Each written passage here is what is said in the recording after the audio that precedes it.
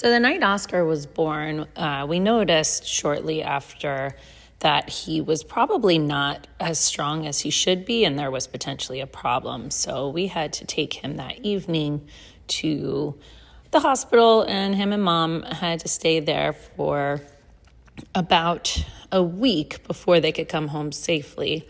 It turns out Askar was born what's called dysmature.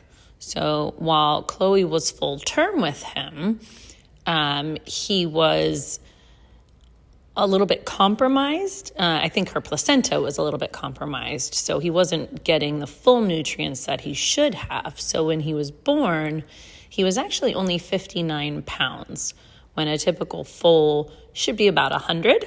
So he was underweight, but pretty normally developed, except for maybe a little weak in his hind end, which is, I think, where one of the main problems was, is that he couldn't get up and down easily like a foal normally would about, within an hour after birth. And that was the biggest concern, that he was weak.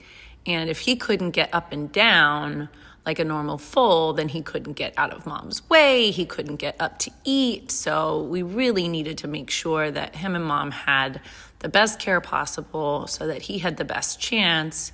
And the folks at Rood and Riddle took very, very good care of Chloe and Askar in their first week together. And we were able to spend as much time as possible over there just loving on them and waiting until he got stronger so that we could bring them home. And then after what probably felt like one of the longest weeks of our lives, Askar was doing so much better. He was getting up and down by himself.